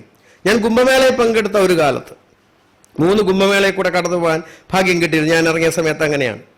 അതൊരു ഒരു ഒരു ആ കാഴ്ച എൻ്റെ ഹിപ്നോട്ടിസമാണോ, സെൽഫ് ഹിപ്നോട്ടിസമാണോ, അതല്ലെന്നുണ്ടെങ്കിൽ അങ്ങനെയുള്ള പല പദങ്ങളും ഉണ്ടല്ലോ, അതിനെന്ത് വേണമെന്ന് നിങ്ങൾക്ക് വ്യാഖ്യാനം. 3 4 അത്ഭുതങ്ങൾ ഞാൻ കണ്ടിട്ടുണ്ട്. അത് പങ്കുവയ്ക്കലാകാം, അതാവണമല്ലോ. അതാണല്ലോ ഒരു ആത്മകഥയൊക്കെ എഴുതുന്നതിന് മുമ്പ്. കുംഭമേള എന്ന് പറഞ്ഞ ആ പർവ്വത്തിന് ഒരു ഒരു വിശേഷതയുണ്ട്. അത് നമ്മളെ കാലഘട്ടം എന്ന് ആരംഭിച്ചു എന്ന് പറയാൻ കഴിയുന്നില്ലെങ്കിലും വളരെ സൂക്ഷ്മതലത്തിലുള്ള യോഗിമാരും സിദ്ധന്മാരും ഒക്കെ പങ്കെടുക്കുന്ന ഒരു സ്ഥലമായിട്ട്, അതുകൊണ്ട് ഇപ്പോഴും വളരെ വിശേഷമാണ്. സാധാരണക്കാരന് ഇത്ര ആരെങ്കിലും ഒന്ന് കിട്ടി, ഒരു അനുഗ്രഹം കിട്ടിയാൽ അവൻ രക്ഷപ്പെടുന്നു എന്ന് അവൻ വിചാരിക്കുന്നുണ്ട്. അവൻ്റെ കുടുംബം രക്ഷപ്പെടുന്ന, അല്ലാതെ അവൻ കുടുംബത്തിൽ നിന്ന് രക്ഷപ്പെടുന്നതല്ല. അതാണല്ലോ ഈ രക്ഷപ്പെടൽ എന്ന് ഉദ്ദേശിക്കുമ്പോൾ മൊത്തത്തോടെ, അല്ലെങ്കിൽ രോഗം വരരുത്, അസുഖം വരരുത്, അല്ലെങ്കിൽ മരണം വരരുത്, അല്ലെങ്കിൽ ബന്ധുമിത്ര ആ ഗുണം കിട്ടണം, ഇങ്ങനെ വേണ്ടിയിട്ട്. അതുപോലെ നഗ്ന സന്യാസിമാരും ഒക്കെ ഉണ്ട്. അപ്പം ഇതിൻ്റെ ഇടയ്ക്ക് ഞാൻ ഒരിക്കലും അങ്ങനെ നർമ്മദാ തീരത്ത് വസിച്ചുകൊണ്ടിരിക്കുമ്പോൾ എന്നോടൊരു സുഹൃത്ത് പറഞ്ഞു, ആ ഒരു യോഗി അവിടെ സ്നാനത്തിന് വരുന്നുണ്ട്, ഇങ്ങനെ യോഗിമാർ വരുന്ന സ്ഥലമാണ്. അപ്പോൾ അന്ന് ഈ ആത്മീയത്തിൽ ഇറങ്ങിത്തിരിക്കുമ്പോൾ ഇത്തരം അത്ഭുത തലങ്ങളോട് ഇഷ്ടമില്ലാത്ത ആരും തന്നെ ഉണ്ടാവില്ല. സ്വാമി വിവേകാനന്ദൻ തന്നെ അത്ഭുത ദൃശ്യങ്ങൾ കാണിക്കുന്നതോട് പിന്നാലെ പോയ ചരിത്രങ്ങൾ അദ്ദേഹം പറഞ്ഞിട്ടുണ്ട്. മഹാഗുരുക്കന്മാരെ അത്ഭുതങ്ങൾ കാണിക്കാതെ ഇരുന്നിട്ടുമില്ല, അല്ലെ അത്ഭുതങ്ങൾ സംഭവിച്ചിട്ടുണ്ട്, അവർ കാണിച്ചതോ കാണിക്കാത്തതോ. അത്ഭുതങ്ങൾക്ക് ആത്മീയമായിട്ട് അഭിന്നമായ ബന്ധമുണ്ട്, ഇല്ലെങ്കിൽ അതീന്ദ്രിയമായ ഒരു തലത്തിൽ നമുക്ക് എക്സ്പ്ലെയിൻ ചെയ്യാൻ പറ്റില്ല. അപ്പം ഇത് ഞാൻ പ്രത്യക്ഷത്തിൽ കണ്ടാണ്. വേണമെങ്കിൽ നിങ്ങൾക്ക് എന്നെ വല്ല നുണപരിശോധന നടത്തുവോ അല്ലെങ്കിൽ കോശം ഇട്ട് DNA പരിശോധിക്കുകയെല്ലാം ചെയ്യാം. ഞാൻ കള്ളമാണോ പറഞ്ഞത്, എനിക്ക് മാനസിക രോഗമുണ്ടോ എന്ന് ഞാൻ ടെസ്റ്റ് ചെയ്യാൻ തയ്യാറുമാണ്. പക്ഷെ ഞാൻ കണ്ട അനുഭവം പങ്കുവെക്കാതിരിക്കാനൊക്കത്തില്ല. 3 4 അനുഭവങ്ങളുണ്ട്. അതിൽ ഒരനുഭവം ഏറ്റവും ശക്തവും, ഞാൻ എൻ്റെ ദിവ്യശക്തിയിൽ ആത്മകഥ തുടങ്ങുന്നു അങ്ങനെയാണ്, കുംഭമേളയിലെ യോഗീശ്വരൻ. അപ്പം എന്നോട് പറഞ്ഞു, ഒരു യോഗീശ്വരൻ ഇങ്ങനെ സ്നാനത്തിന് വരുന്നുണ്ട്, ഗുരുഭായി എന്നാണ് വിളിക്കുന്നത്, സ്വാമി സ്വാമി എന്ന് വിളിക്കുന്നുണ്ടെങ്കിലും ഞങ്ങൾ ആ ചെറുപ്പക്കാരുടെ ഒരു ഇതിൽ പല സമ്പ്രദായത്തിൽ വന്നാണ്. അപ്പോൾ ചിലർ വിലക്കും, എങ്ങനെ പോകരുത്, അവരുടെ നേച്ചർ എങ്ങനെ അറിയത്തില്ല, നമുക്ക് ഉള്ള ഇതുപോലും പോയി കിട്ടും. എന്നാൽ ശരി, ഞങ്ങൾക്ക് ഒരു ത്രില്ല് തോന്നിയിട്ട് നർമ്മദയുടെ ഒരു നർമ്മദാ നദി ഒഴുകി പോകുന്ന ഭാഗത്ത് നടക്കുന്ന ക്ഷിപ്രായിലാണ്, അതായത് ഉജ്ജയിൻ കുംഭമേളയാണ്. അപ്പോൾ ആ കുംഭമേള ക്ഷിപ്രാ നദീതീരത്ത് മാത്രമല്ല, അത്ര ഏരിയ മുഴുവനും വിശുദ്ധമായൊരു ഇതിൽ. ഞാൻ താമസിച്ചത് ഇവിടെ ഓങ്കാരേശ്വരത്താണ്. അപ്പം അവിടെ മലകളിലാണ് ഭയങ്കര അതീവ ദിവ്യമാണ്. നമ്മൾ ഈ പറയുന്ന എഴുത്തിലും വായനയേക്കാളൊക്കെ നിങ്ങൾ ഒരിക്കൽ ഒന്നുകിൽ കൈലാസമോ ഹിമാലയമോ അല്ലെങ്കിൽ നർമ്മദാ കണ്ടാൽ നിങ്ങൾ വായിക്കുന്ന ആയിരക്കണക്കിന് പുസ്തകങ്ങളെക്കാൾ നിങ്ങളുടെ ആത്മീയത ഉണരും. പോസിറ്റീവ് ഊർജ്ജം നമുക്ക് അത്യാവശ്യമാണ്. അപ്പോൾ ചാർജിങ് എന്ന് പറയുന്ന പോലെ അപ്പം അവിടെയൊക്കെ കഴിയുമ്പോഴാണ്, തിരിച്ചു വരുമ്പോഴാണ് കൂടുതൽ നമ്മൾ ആത്മീയത അറിയുന്നത്. അപ്പം അവിടെ ചെന്നപ്പോൾ ഒരു തീപ്പെട്ടിക്കൊള്ളി പോലെ ഒരു യോഗി വരുമെന്നാണ്, തീപ്പെട്ടിക്കൊള്ളിയുടെ അറ്റത്തെ പ്രകാശം പോലെ. ഞങ്ങളവിടെ ഇങ്ങനെ കാത്തിരുന്നു. സന്ധ്യാനേരമാകും. ഞാൻ ആത്മകഥ എഴുതി തുടങ്ങുന്നത് എങ്ങനെയാണ്, അതിനെ പിന്നെ അതിൻ്റെ സത്യം ഞാൻ തേടി എന്നുള്ളതാണ് അടുത്ത ഭാഗം. പക്ഷെ ഈ സംഭവം എങ്ങനെയാണ്, ഞങ്ങളെങ്ങനെ പമ്മിയിരുന്നു, ഒരു കുറ്റിക്കാടിൻ്റെ അവിടെ ഇങ്ങനെ ഇരുന്നു. അവിടെയാണ് കുളിക്കാൻ വരുന്നതെന്നാണ് വേറെ ചെല്ലിന്ന് അറിഞ്ഞതാണ്. അപ്പം തീർച്ചയായിട്ടും ഞാൻ പറയുന്ന 2 വെളിച്ചം വരുന്നു. അപ്പം ആ സമയത്ത് എനിക്ക് സംഭവിച്ച ഹാലൂസിനേഷൻ ആണോ എനിക്ക് അറിഞ്ഞുകൂടാ. പക്ഷെ ഞങ്ങൾ 2 പേർക്കും ഒരുപോലെ ഹാലൂസിനേഷൻ സംഭവിച്ചോ എന്നറിയില്ല, എനിക്ക് വേറെ തെളിയിക്കാൻ പ്രമാണമില്ല. പക്ഷെ കണ്ടത് പറയുന്നു, ആ കാടുകളുടെ അവിടെ എവിടുന്നു ഒരു പൊട്ടുപോലെ മിന്നാമിനുങ്ങ് പോലെ ഒരു വെളിച്ചം ഇങ്ങനെ കടന്ന് വന്നിട്ട് അത് നേരെ ആ കടവിൻ്റെ അവിടോട്ട് വരുമ്പോഴത്തേക്കും ആ പ്രകാശത്തിന് വലിപ്പം കൂടുകയും പെട്ടെന്ന് നമുക്ക് സത്യമോ മിഥ്യമോ എന്നറിയാൻ വയ്യാത്ത ഒരു ചെറിയ ഇരുൾ വ്യാപിക്കുകയും പിന്നെ നോക്കുമ്പോൾ വളരെ അസ്ഥിമാത്ര ശേഷനായ ഒരു യോഗി അവിടെ സ്നാനം ചെയ്യുന്നത് ഞങ്ങൾ കാണപ്പെടുകയും ചെയ്യും. അത് ജടാധാരിയാണ്, വളരെ എല്ല് മാത്രമാണ്. അപ്പോഴത്തേക്ക് ഈ രോമമൊക്കെ എഴുന്നിട്ട് നമുക്ക് വല്ലാത്തൊരു അനുഭൂതി തോന്നും. കാരണം ഇത് കേട്ടറിഞ്ഞൊരു തലമാണ്, ഒരു യോഗസിദ്ധൻ. നമ്മൾ എന്താ സംഭവിക്കാമെന്നറിയില്ല. അപ്പം ആദ്യമായിട്ടുണ്ടാകുക ഒരു നമസ്കാരമല്ല, ഒരു അനുഗ്രഹങ്ങളും കിട്ടിയാൽ നമുക്ക് മോക്ഷം പ്രാപിക്കുമെന്ന അന്നത്തെ തെറ്റിദ്ധാരണയിൽ. അത് തെറ്റിദ്ധാരണ തന്നെയാണ്. അവരനുഗ്രഹിച്ച് അവരുടെ ജ്ഞാനം കിട്ടും. ഇതൊക്കെ എല്ലാവരുടെയും ധാരണയല്ലേ, നിങ്ങളുടെയും ധാരണയാണ്. ഗുരുക്കന്മാരും അനുഗ്രഹിച്ചു, ശാസ്ത്രം വായിച്ചോ ആർക്കും ജ്ഞാനം ഉണ്ടാവത്തില്ല. പക്ഷെ അതൊരു പുണ്യ വസ്തുവായിട്ട് നമുക്ക് നമ്മുടെ എന്തെങ്കിലും ദോഷങ്ങളെ ഹരിച്ചു കളയാം. അപ്പോൾ ഒരു അനുഗ്രഹം കിട്ടട്ടെ, ചിലപ്പോൾ ഉള്ളിൽ കാണി ഇച്ചിരി സിദ്ധി നമുക്ക് ഇവിടെ കിട്ടിയാലേ ചൂട് നമുക്കും വേണമെങ്കിൽ ഇതുപോലെ ഇത്രയും തീപ്പെട്ടിക്കൊള്ളി പോലെ ആയില്ലെങ്കിലും ഒരു പന്തത്തിൻ്റെ രൂപത്തിലെങ്കിലും ആകെയും ആൾക്കാരെ ഒന്ന് തമാശ എന്ന് വിചാരിച്ചിരിക്കാം. അന്നത്തെ ആഗ്രഹമല്ലേ. അപ്പോൾ പതുക്കെ മുട്ടുകാലിൽ എഴിഞ്ഞ് അങ്ങ് ചെന്നിട്ട് എന്തായാലും മരിക്കട്ടെ, കൊല്ലട്ടെ, രണ്ടായാലും എന്ന് പറഞ്ഞിട്ട് ആ യോഗി തിരിഞ്ഞു പോയി നല്ല വൈരക്കണ്ണു പോലെ തെളിയുന്ന അത്തരം ഒരു ഗുരുവിനെ പിന്നീട് ഞാൻ സമയാചാരത്തിനെ പിന്നെ കണ്ടിട്ടുള്ളൂ. അദ്ദേഹം ഒന്ന് നോക്കി, ഒരു ചിരിയില്ല. ഞങ്ങളെ കണ്ടിട്ട് ഭൂമിയിലെ 2 പദാർത്ഥങ്ങളാണെന്ന് പോലും അദ്ദേഹത്തിന് തോന്നിയില്ല, 2 കീടങ്ങളാണെന്ന് പോലും തോന്നിയില്ല. അത് വന്ന പോലെ തന്നെ ഒരു പുകയായി മാറി. അങ്ങനെ ഒരു പക്ഷേ അദ്ദേഹം ഒന്ന് കനിഞ്ഞിരുന്നെങ്കിൽ നിങ്ങളുടെ മുമ്പിൽ എനിക്ക് വന്നിരിക്കണ്ടായിരുന്നു. അതാണ് ഇപ്പോൾ ചുരുക്കം. അദ്ദേഹം അന്ന് കനിഞ്ഞില്ല ശരിക്കും. അപ്പോൾ ചുരുക്കത്തിൽ ഇത് ഞാൻ കണ്ട സംഭവമാണ്. ഇനി അതിന് തത്വപരമായ വേർഷനുണ്ട്. അതിന് റിയലി അത് പറ്റും. ഇത് അദ്ദേഹത്തിന് അതിൻ്റെ വേർഷനുണ്ട്. നമ്മൾ ചിന്തകളെ സമന്വയിപ്പിക്കുകയാണ്. അതാണ് ത്രികോണത്തിന്റെ രൂപം. അതാണ് ത്രികോണത്തിനെ രണ്ട് രീതിയിൽ നമുക്ക് ധ്യാനിക്കാം തന്ത്രത്തിൽ. ഊർധ്വഗാമിയായ ത്രികോണവും അധോഗാമിയായ ത്രികോണവും. ഊർധ്വഗാമിയായ ത്രികോണവും അധോഗാമിയായ ത്രികോണത്തിലും വ്യത്യാസം. തന്ത്രത്തിൽ സാധന ചെയ്യുന്നവർ പലരും അറിയാത്ത കൊച്ചു കൊച്ചു രഹസ്യങ്ങളാണ് ഗുരുപരമ്പരയും. തന്ത്രത്തിൽ ആദ്യമായി സാധന ചെയ്യുന്ന ഒരു ഊർധ്വഗാമിയായ ത്രികോണത്തിനെ ധ്യാനിക്കാൻ പാടില്ലെന്നും നിയമമല്ല. അതിന്റെ ഗുണം അധോഗാമിയാകുമ്പോൾ നമ്മുടെ ഉള്ളിലേക്ക് ചിന്തകളെ ഏകാഗ്രപ്പെടുത്തുന്ന പ്രതീതിയാണ് താഴോട്ടുള്ളത്. അതാണ് ശക്തി ത്രികോണം എന്ന് പറയും. അപ്പൊ ഇങ്ങനെ നമ്മൾ ഉള്ളിലേക്ക് നമ്മുടെ പഞ്ചപ്രാണനുകളെ നമ്മൾ എന്ത് സാധനവും ഞെരുക്കിയാൽ, ഒരു ലോഹപദാർത്ഥത്തിനെ ഞെരുക്കിയാൽ ഞെരുങ്ങി അത് ചൂടായിട്ട് പ്രകാശം ഉദ്ദീപിക്കും. അതുപോലെ നമ്മുടെ കരണങ്ങളെ ഇതിന് ഒരു 40-50 വർഷം സാധന ചെയ്താൽ ഇവിടെ ഇരിക്കുന്നവരെല്ലാം തീപ്പട്ടിക്കൊള്ളികളാവും, ഉറപ്പാ. ആ ജ്വാല പോലെയാവും, ഞാനും ആകും. പക്ഷെ നമുക്കത് വേണോ എന്നുള്ളതാണ് അന്വേഷണ വിഷയം. അതാണ് ചോദ്യം. അല്ലാതെ ആകാൻ പാടില്ല, സിദ്ധികളില്ലാന്നോ അത്ഭുതങ്ങൾ കാണിക്കാൻ. ഇത് ടോട്ടലി സ്ഥൂലമാണ്. ഇതിനകത്ത് അത്ഭുതങ്ങളൊന്നുമില്ല. ശൂന്യതയിൽ നമുക്ക് ആപ്പിളോ മുന്തിരിയോ എന്ത് വേണമെങ്കിലും എടുക്കാം. നമ്മൾ ഇത് അത്ഭുതമാണെന്ന് കരുതുമ്പോഴാണ് നമ്മൾ പെട്ടുപോകുന്നത്. അതായത് നവരസങ്ങളിൽ ശൃംഗാരം മുതൽ അത്ഭുതം വരെയുള്ള, ശാന്തം വരെയുള്ള നവരസങ്ങളിൽ 2 രസങ്ങൾ മനുഷ്യന് മാത്രമേ പറ്റൂ. എന്ത്? ശൃംഗാരവും അത്ഭുതവും. ബാക്കി രസങ്ങളെല്ലാം ജീവികൾക്കുമുണ്ട്. ശാന്തരസം ജീവികൾ ശാന്തമായിട്ട്, ശൃംഗാരരസം ഒരു പൂച്ചയ്ക്ക്, ആമ്പൂച്ചയ്ക്ക് വെമ്പൂച്ചയ്ക്ക് ശൃംഗാരരസം കാണിക്കാൻ പറ്റൂ. അതതിൻ്റെ മൃഗീയ നേച്ചർ കാണിക്കും. പക്ഷെ മയിലിനും മാനിനും ശൃംഗാരരസം വരുമെന്ന് ഭരതമുനിയുടെ ഗ്രന്ഥങ്ങളിലൊക്കെ ഉണ്ട്. ഒരു പക്ഷേ അവരതങ്ങനെ ചിത്രീകരിച്ചായിരിക്കും, എൻ്റെ മാൻപേഴയുടെ ചലനവും കണ്ണിൻ്റെ ഒക്കെ. അല്ലാതെ ശൃംഗാരരസം വരും, ഉള്ളിലുണ്ടായിരിക്കാൻ, രസം പുറത്തു വരുന്നില്ല എന്നുണ്ട്. അതുപോലെ അത്ഭുതം, മനുഷ്യനെ ഏറ്റവും കൂടുതൽ കൊടുക്കുന്ന രസം നിങ്ങൾ ശൃംഗാരമല്ല, അത്ഭുതമാണ്. നമ്മളെല്ലാം കൊടുക്കുന്ന ഏറ്റവും വലിയ രസം അത്ഭുതമാണ്. കാരണം മനുഷ്യന് മാത്രമേ അത്ഭുതപ്പെടാൻ കഴിയൂ. ആകാശത്തുനിന്ന് ഒരു തീകോളം വന്നാൽ നമ്മൾ നോക്കിയിരുന്നിട്ട് അത്ഭുതപ്പെടും. അല്ലെങ്കിൽ ഒരു കല്ലുകൊണ്ടുണ്ടാക്കിയ ഒരു യന്ത്രം നടന്നു പോയാൽ, അല്ലെങ്കിൽ ഒരു പാവ നടന്നു പോയാൽ നമ്മൾ അത്ഭുതപ്പെടും. ഒരു അശരീരി കേട്ട അത്ഭുതപ്പെടും. ഒരു പട്ടിയോ പൂച്ചയോ ആരും ആയിക്കോട്ടെ അത് പേടിക്കത്തേ ഉള്ളൂ. അത്ഭുതം കണ്ടാൽ തിരിച്ചറിയാൻ കഴിയില്ല. നിങ്ങൾ ആലോചിച്ചു, ശരിയല്ലേ? ഒരു ജീവിക്കും അത്ഭുതരസമില്ല, അത്ഭുതരസം അത് പകരുന്നില്ല, അത് പേടിയാണ്, അല്ലെ ശോകമാണ്. അപ്പൊ മനുഷ്യന് അതുപോലെ തന്നെ ആ നവരസങ്ങൾ അടുക്കിയിരിക്കുന്ന ക്രമത്തിനുമുണ്ട്. യോഗിമാരും ഋഷിമാരും ചുമ്മാതല്ല, അത്ഭുതം കഴിഞ്ഞിട്ടാണ് ശാന്തത്തിലേക്ക് വരും. അപ്പൊ അത്ഭുതരസത്തിന് ശേഷം അത് ശമിക്കുമ്പോൾ ശാന്തരസത്തെ പ്രാപിക്കണം. ഇപ്പുറത്തോ ശൃംഗാരമാണ്. അപ്പോൾ രണ്ടും അപ്പുറവും ഇപ്പുറമാണ്. ശൃംഗാരത്തിൽ ശാന്തവും, ശാന്തത്തിൽ ശൃംഗാരവുമുണ്ട്. നമ്മളെ ഏത് കണ്ണും പൂട്ടിയിരിക്കുന്ന ഒരു ഋഷിയും കണ്ണ് തെറ്റിയാൽ അപ്പോഴേ ശൃംഗാരിയാവും. മനസ്സിലായില്ലേ? ശൃംഗരിച്ചുകൊണ്ടിരിക്കുന്ന നിങ്ങൾ ഒറ്റ നിമിഷം കൊണ്ട് ശാന്തരവും. നമ്മുടെ ഉള്ളിലുള്ള ചിത്രമാണ് ഈ കാണിച്ചിരിക്കുന്നത്. അത് ശാസ്ത്രീയമായിട്ട് പഠിച്ചു എന്നേ ഉള്ളൂ. അപ്പൊ ഈ അത്ഭുതരസം എന്നുള്ള രസം നമ്മളെ കുടുക്കിക്കളയുന്നു. എന്താണ്? നമുക്ക് വെളിയിലുള്ള വസ്തുവിനോട് അത്ഭുതം തോന്നി തുടങ്ങും. ഈ അത്ഭുതത്തിന്റെ പിന്നാലെയാണ് നമ്മളെല്ലാം പറയുന്നത്. ഈ അത്ഭുതത്തിൽ നിന്നും നമ്മുടെ 2ാം ഘട്ടം ആരംഭിക്കുന്നു. മായാകലയിൽ നിന്നുള്ള ആ പ്രക്ഷേപണം ആരംഭിക്കുകയാണ്. അതായത് പരാശക്തി എന്ന് പറഞ്ഞാൽ ഏകശക്തിയുടെ, അതാണ് തന്ത്രത്തിന്റെ തത്വപരമായ ബേസ്. ഇതിപ്പോൾ കഠിന കൂടുന്നുണ്ടെന്ന് എനിക്ക് തോന്നുന്നില്ല, ഞാൻ അല്പം എല്ലാം കൂടെ കലർത്തി പറയുന്നത്. നമ്മുടെ അത്ഭുതരസത്തിലേക്ക് വരുമ്പോൾ നമ്മൾ ശാന്തത്തിൽ നിന്നും മറ്റു കാര്യങ്ങളിൽ നിന്നും പിന്മാറിയിട്ട് ഞാൻ എന്നുള്ളത് എനിക്ക് അത്ഭുതമായി തീരുമ്പോഴാണ് നമ്മൾ വിശ്വാസത്തിന് അടിമപ്പെടുന്നത്.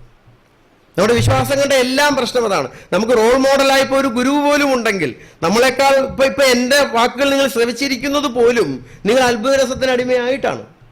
ഇപ്പം ഞാൻ ചെന്നിട്ട് ഒരു സിദ്ധന്മാരുടെയോ അല്ലെങ്കിൽ മറ്റേ യോഗിമാരുടെയോ ക്ലാസ്സിൽ എന്നെ വിളിക്കത്തില്ല, ക്ലാസ് എടുക്കാൻ എനിക്ക് ഓണ്ടി വരുന്നില്ല. അപ്പം നിങ്ങളുടെ അത്ഭുതരസമാണ് നിങ്ങൾക്ക് അപ്പുറത്തേക്ക് തരുന്നത്. ഭഗവാൻ രമണൻ അത് തന്നെയാണ് പറയുന്നത്. നമ്മുടെ മനസ്സിന് ചില വെച്ചുകെട്ടുകൾ ആവശ്യമാണ്. ആ വെച്ചുകെട്ടുകളാണ് നിങ്ങൾക്ക് വേണ്ടതും. ആ വെച്ചുകെട്ടുകളെ ഉപേക്ഷിച്ചു. യോഗ ചിത്തവൃത്തി നിരോധ എന്ന പതഞ്ജലി യോഗസൂത്രം ആരംഭിക്കുന്നത് ആ ശുമ്മായിരി എന്ന് അദ്ദേഹം പറയാറുണ്ട്. ശുമ്മായിരി പറയുന്നത് ശരിക്കും രമണ മഹർഷിയേക്കാൾ മുമ്പ്, അദ്ദേഹത്തിൻ്റെ പേര് ഞാൻ ഓർക്കുന്നില്ല, രമണ മഹർഷി ഉദ്ധരിക്കുന്ന ഒരു തായ്വു മാനവരാണ് ശരിക്കും അദ്ദേഹത്തിൻ്റെ വേടാണ് ശുമ്മായിരി. ചുമ്മായിരിക്കാനാ പ്രയാസം, നമ്മൾ ചുമ്മാതിരിക്കാനാ പ്രയാസം. പണ്ട് ഒരു സ്വാമിയുടെ ഇത് കേട്ടിട്ടില്ലേ? വാക്കുകളുടെ പ്രശ്നമാണ്. സ്വാമി ഒരാളെ അനുഗ്രഹിച്ച പറഞ്ഞത് ഉണം പിടിക്കാതെ പോട്ടെ. നമ്മൾ ഗുണം പിടിക്കാതെ പോട്ടെ എന്ന് പറഞ്ഞ് ഗുണം പിടിക്കാതെ പോട്ടെ, മുടിഞ്ഞു പോട്ടെ, നശിച്ചു പോട്ടെ എന്ന് അനുഗ്രഹിച്ചു. പക്ഷെ പരാതിയായി, സ്വാമി നമ്മളെ ശപിച്ചു. അല്ല, നിങ്ങൾ ത്രിഗുണങ്ങൾ നിന്നെ ബാധിക്കാതിരിക്കട്ടെ, അതാണ് ഈ ഗുണം പിടിക്കാതെ പോട്ടെ എന്ന് പറഞ്ഞു. മുടിഞ്ഞു പോട്ടെ, നിന്റെ ത്രികുടി മുടിഞ്ഞു പോട്ടെ, ജ്ഞാന ജ്ഞാതൃ ജയഭാവങ്ങൾ ഇല്ലാതാവട്ടെ, നശിച്ചു പോട്ടെ, നിന്റെ വാസനകൾ നശിക്കട്ടെ. ഇങ്ങനെ അനുഗ്രഹിച്ചാൽ തിരിച്ച ഫലമാണ് എന്ന് പറഞ്ഞാൽ പദങ്ങൾക്ക്. അതുപോലെ തന്നെ തെറ്റിദ്ധരിക്കുന്ന ഒരു ഫലമാണ്. ഈ പല സന്യാസിമാരോടും വലിയ വെല്ലുവിളിയോടെ ചോദിക്കുന്നതാണ്, സ്വാമി ദേഹമല്ലെന്നൊക്കെ പറയുന്നു. ഞാൻ ഒരു അടി തന്നാ വേദനിക്കത്തില്ലയോ? അല്ലെ സ്വാമി എന്തിനാ ഭക്ഷണം കഴിക്കുന്നത്? സുഹൃത്തെ, ഞാൻ ദേഹമല്ലെന്നേ പറഞ്ഞുള്ളൂ, എനിക്ക് ദേഹം ഇല്ലെന്ന് പറഞ്ഞില്ല. അതെടുക്കാനുള്ള ചെറിയ ബുദ്ധിമതി. ഈ ശങ്കരവേദാന്ത എല്ലാത്തിടത്തിലും ഞാൻ ദേഹം അല്ലെന്നേ പറഞ്ഞുള്ളൂ, എനിക്ക് ദേഹം ഇല്ലെന്ന് പറഞ്ഞില്ല. ഉടനെ നമ്മൾ ചാടിക്കറി അതാണ് ലോകം മിഥ്യയാണെന്ന് പറഞ്ഞാൽ ലോകം ഇല്ല. ലോകമില്ല എന്നുണ്ടെങ്കിൽ മിഥ്യ എന്ന വാക്ക് തന്നെ എങ്ങനെയുണ്ടാവും? ലോകമില്ലാത്തതായിരുന്നെങ്കിൽ മിഥ്യാപദം ഉത്ഭവിക്കാൻ വേണ്ടി ജഗന്മിഥ്യ എന്ന് പറയുന്നതിന് മുമ്പേ ജഗത്ത് വേണം. അത് മിഥ്യ ആഭാസമാണ്, അധ്യാസമാണത്. ഇതിൽ ലക്ഷണാർത്ഥങ്ങളേ ഉള്ളൂ. ശരിക്കും പറഞ്ഞാൽ നിങ്ങൾ ലോകം ഉണ്ടെന്നോ ഇല്ലെന്നോ എടുക്കാം, അത് നിങ്ങളുടെ സ്വാതന്ത്ര്യമാണ്. അതുകൊണ്ട് തന്ത്രത്തിൽ മനോഹരമായ ഒരു വേർഷനുണ്ട്. ലോകം ഉണ്ടെന്നോ ഇല്ലെന്നോ പറയുന്നില്ല. ന സത്യ ന മിഥ്യ ശക്തിരൂപേതി വിശ്വ എന്നാണ് പറയുന്നത്. ന സത്യ ന മിഥ്യ ശക്തിരൂപേധ്യം വിശ്വം. ഇത് ശക്തിരൂപമാണ്, അതായത് മിഥ്യയുമല്ല സത്യവുമല്ല. അങ്ങനെ എടുക്കാം. അങ്ങനെ ഒരു മിഡിൽ സ്ഥിതിയുണ്ട്. അപ്പോൾ നമ്മൾ എങ്ങോട്ടാ വന്നത്? ഞാൻ കണ്ട അത്ഭുതത്തിന്റെ സാഗരത്തിലേക്കാണ്. എന്തിനാണ് ഞാൻ ഈ അത്ഭുതത്തിന്റെ സാഗരം പറഞ്ഞത്? അന്ന് ഞാൻ ആ യോഗീശ്വരനെ കണ്ടു, എന്തെങ്കിലും പ്രാപിച്ചിരുന്നെങ്കിൽ ഞാൻ എന്താവുമായിരുന്നു? അതുപോലെ തന്നെ ഒരു യോഗിയായി. അതൊരു നിസ്സാര കാര്യമല്ല, പക്ഷേ പ്രാപ്തി അതാണോ? ഒരു അത്ഭുതം. നമ്മളെ നയിച്ച ഗുരുക്കന്മാരൊക്കെ നമ്മളെ അത്ഭുതത്തിലേക്കല്ല നയിച്ച്, അത്ഭുതത്തിൽ നിന്നും അകറ്റുകയാണ് ചെയ്തത്. നമ്മൾ അത്ഭുതപ്പെടുന്തോറും നമ്മൾ അയലത്തുകാരന്റെ വികാസം കണ്ട് നമ്മൾ ലൗകികത്തിൽ ചിന്തിച്ച അവന്റെ കാറും ആർഭാടവും കൊണ്ട് നമ്മൾ അത്ഭുതമാണ് ഈർഷ്യയായിട്ടും അസൂയയായിട്ടും മാറി നമ്മൾ അതിനേക്കാൾ വലുതാകാൻ പോകുമ്പോഴാണ് ഭൗതികത വർദ്ധിക്കുന്നത്. ഞാനും പറയുന്നു, ഇപ്പം നിങ്ങളൊരു ഗുരുവിനെ പുതുതായിട്ട് ശ്രമിക്കുമ്പോൾ ആര് പറഞ്ഞു നിങ്ങളിൽ അറിവില്ലെന്ന്? ഞാൻ ഒരിക്കലും നിങ്ങൾക്ക് അറിവ് തരുന്ന ഒരാളാണ് എനിക്ക് തോന്നിയിട്ടില്ല. എൻ്റെ കൂടെ വരുന്നവരോട് ഞാൻ പറഞ്ഞത്, എന്നെ തല്ലിക്കൊല്ലാതിരുന്നാൽ മതി, അത്രയും ബഹുമാനം തന്നാൽ മതി എന്നാണ് പറഞ്ഞത്. അതിനപ്പുറത്തേക്ക് ഒരു ബഹുമാനം തരണ്ട, പരമാവധി എന്നെ ഉപദ്രവിക്കാതിരിക്കണം, അതിൽ കവിഞ്ഞ് ഒരു ഇതും വേണ്ട. പിന്നെ കുറേയൊക്കെ ആവരണങ്ങൾ ഇടുകാനുള്ള കാരണം എന്ന് വെച്ചാൽ അതില്ലെന്നുണ്ടെങ്കിൽ ഈ സാധനം കൊണ്ട് വിൽപ്പനയാവില്ല. എന്ന് വെച്ചാൽ വിൽപ്പനയാവുമെന്നുള്ള പ്രചരിപ്പിക്കാൻ പറ്റില്ല. ഈ ചുമല ധരിച്ചാലും അപ്പോൾ നൈതികതയിൽ ഞാൻ ശുദ്ധ സാമാന്യമായിട്ട് ഇരിക്കാൻ ശ്രമിച്ചാൽ നമുക്ക് പറ്റില്ല. ഞാനതുകൊണ്ട് നിങ്ങളോട് പറഞ്ഞു, ഒരിക്കലും ആത്മീയ ഗുരുവാകരുത്. ആത്മീയ ഗുരുവായാൽ നമുക്ക് കാപട്യം ചെയ്യേണ്ടി വരും. ഞാൻ എൻ്റെ മഹാകാളിയം സിനിമയിൽ ഞാൻ പറഞ്ഞിട്ടുണ്ട്, യോഗിയാണ് ഏറ്റവും വലിയ കള്ളൻ. കാരണം കള്ളത്തരം കാണിക്കാതെ പറ്റില്ല. ഞാൻ ഈ പറയുന്നതൊക്കെ തന്നെ എൻ്റെ സിദ്ധാന്തമല്ല. ഇപ്പം ഞാൻ വരുമ്പം തന്നെ ഇപ്പം അനൂപിനോട് ചോദിച്ചു, ഇപ്പം സത്സംഗത്തിനൊരു സമിതിയുണ്ട്, സ്പിരിച്വൽ തിങ്കേഴ്സിൻ്റെ സമിതിയുണ്ട്. ഞാൻ സത്സംഗ സമിതിയെ വില കുറച്ച് കാണുകയല്ല, സ്പിരിച്വൽ തിങ്കേഴ്സിൻ്റെ ഞാൻ വായിച്ചിട്ടുണ്ട്. സ്പിരിച്വൽ തിങ്കേഴ്സിലും അതുപോലെ തന്നെയുള്ള ഫോറങ്ങളിലും ആ ചെറുപ്പക്കാരായിട്ട് എത്ര ഉയർന്ന ഉദാത്തമായ കാരണം ഒന്നുണ്ടല്ലോ, അവരുടെ ഗുരുപരമ്പരയുടെ ഒന്നുമല്ല, അവരുടെ വായനയുടെയാണെന്ന് എനിക്ക് അഭിമാനം തോന്നിയിട്ടുണ്ട്. വായിക്കുന്ന ഒരു ശീലം, ഒരുപക്ഷെ വായിക്കുന്ന ശീലമാണ് എന്നെ ഇവിടെ നിങ്ങളുടെ മുമ്പിൽ കൊണ്ടുവന്നത്. പിന്നെ പ്രസാദം സത്സംഗ സമിതി എന്ന് പറയുമ്പോൾ സത്സംഗത്തിന്റെ എനിക്കറിയാം അവിടെ സാത്വികതയാണ് വേണ്ടത്. അതായത് നിങ്ങളെ ഉപദ്രവിക്കുന്ന ഒന്നും ഞാൻ പറഞ്ഞാൽ പിന്നെ എന്നോടുള്ള മമത നിങ്ങൾക്ക് കുറയും. അതാണ് കാരണം സാത്വികതയിൽ നിന്നാണ് നിങ്ങൾ നിസ്ത്രൈഗുണ്യത്തിലേക്ക് പോവുകയാണ്. അതിന് തൊട്ടുകാരെ സാത്വികപടവിലെത്താതെ പറ്റുമോ? രജോ ഗുണത്തിൽ നിന്ന് നിങ്ങൾ സാത്വികതയിൽ വന്നപ്പോൾ നിങ്ങളെ സമാധാനിപ്പിക്കുന്ന ഞാനും എനിക്ക് പറയും, തന്ത്രത്തിൽ അങ്ങനെ പറ്റില്ല. തന്ത്രം അങ്ങനെ. അപ്പം ഞാൻ വല്ലാത്തൊരു കൺഫ്യൂഷനിലായിരുന്നു, എങ്ങനെ ആരംഭിക്കണം. പക്ഷെ ഞാൻ എൻ്റെതായ ഒരു വിധത്തിൽ വന്നു എന്ന് തോന്നുന്നു. അതിനാണ് ഞാൻ അത്ഭുതത്തിൻ്റെ കഥകളൊക്കെ എടുത്തിട്ട്. തന്ത്രത്തിനെ കൈകാര്യം ചെയ്യുന്നവർക്കറിയാം. തന്ത്രം നിങ്ങളോട് പറഞ്ഞാൽ പറയും, എന്താ എനിക്ക് പ്രശ്നമുണ്ട്, നിന്റെ കണ്ണു കുത്തിപ്പൊട്ടിച്ച് കളയൂ എന്ന് ഒരു യോഗി പറഞ്ഞ് നമ്മുടെ പ്രത്യക്ഷ നേത്രങ്ങളെ കുത്തിപ്പൊട്ടിച്ചാൽ അവിടെ ദുഃഖമല്ലേ ഉണ്ടാവും.